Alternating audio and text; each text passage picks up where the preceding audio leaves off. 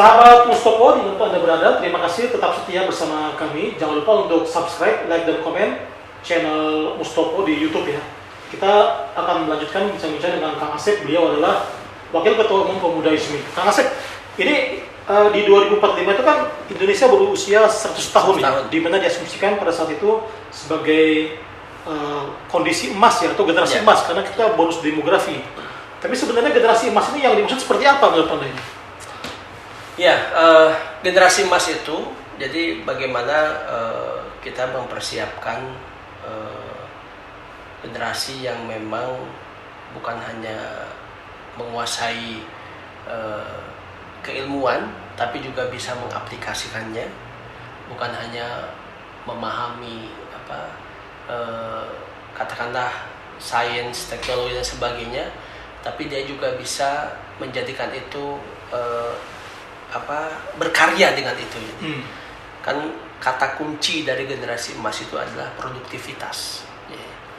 Jadi apa yang dia ketahui bisa produktif dan juga bisa bermanfaat, bukan hanya untuk dirinya tapi juga sekitarnya gitu ya.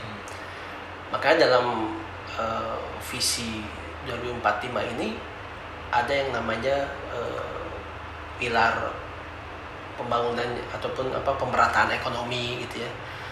Nah, jadi orang-orang yang memang punya kemampuan ataupun punya yang produktif ini bisa juga, kalau semakin banyak otomatis kan bisa banyak juga yang bisa dibawa gitu, bisa dimanfaatkan gitu. Karena kan 2 tahun yang lalu kita ini kan dinyatakan ya oleh negara maju itu bahwa sudah keluar dari negara middle up ya, jadi dari tengah menuju atas nih, menuju negara maju kita ini ya.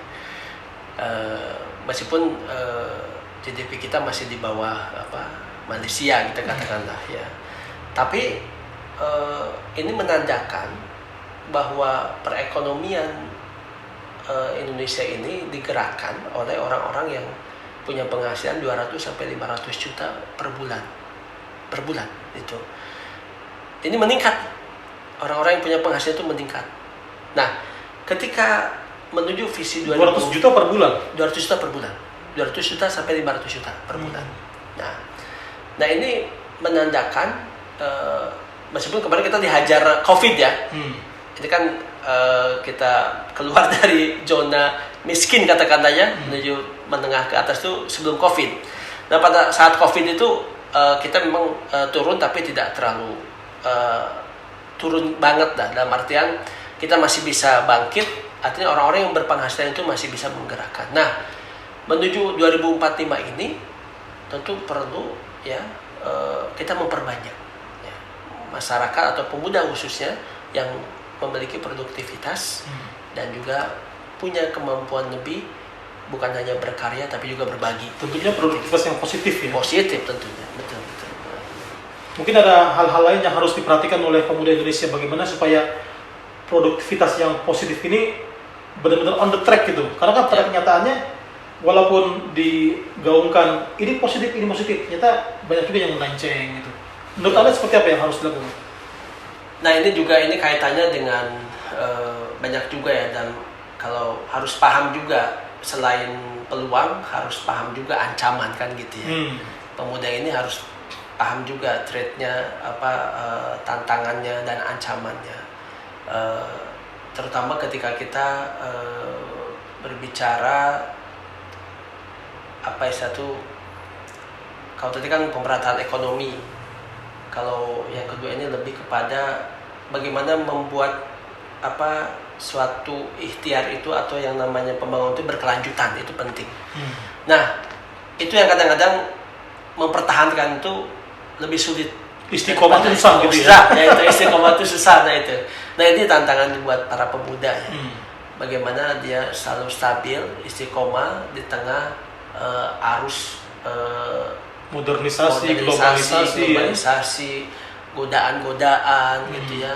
Mungkin ya termasuk juga dekadensi moral dan sebagainya.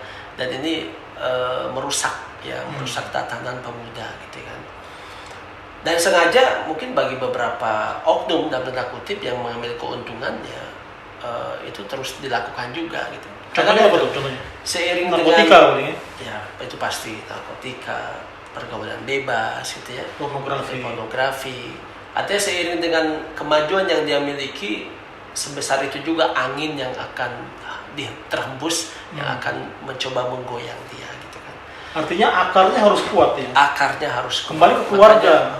Betul. Makanya Jadi ini keluarga itu terkunci. Keluarga itu disebut dengan pertahanan keluarga itu.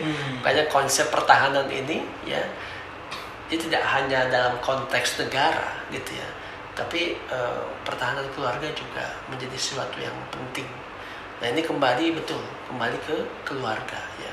Keharmonisan keluarga itu penting. Keluarga, kemudian bagaimana terutama ini ya cara komunikasi orang tua kepada anak, yang itu dalam proses pembentukan karakter itu sangat mempengaruhi. Anak itu kan ada yang namanya trauma ya, dan itu bisa berbalik negatif ya, sehingga akhirnya tidak peduli gitu ya terhadap. Jadi kalaupun akhirnya dia berhasil, dia tidak akan peduli sama orang tuanya. Ada yang hilang ya. Ada yang hilang. Ketika anak trauma, dia pemuda hingga akhirnya dewasa, betul, ada yang hilang. Itu akan ada yang hilang. Nah, yang hilang itulah akan diisi oleh hal-hal yang negatif itu. Luar biasa ya. Nah, jadi di sini ya pembangunan itu tadi ya, fondasi utama itu keluarga itu juga perlu diperhatikan. Dan ini makanya penting itu tadi ya, itu kaitannya dengan social center itu ya, kaitannya dengan bagaimana kita tuh peduli lah gitu.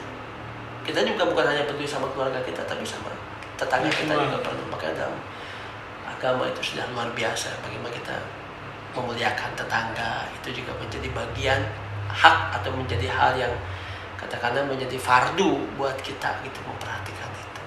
Ya, Kang Asep, kita sudah di penghujung acara nih. Mungkin ada closing statement yang ingin disampaikan ke sahabat Mustopo terkait dengan tema kita kali ini. Betul.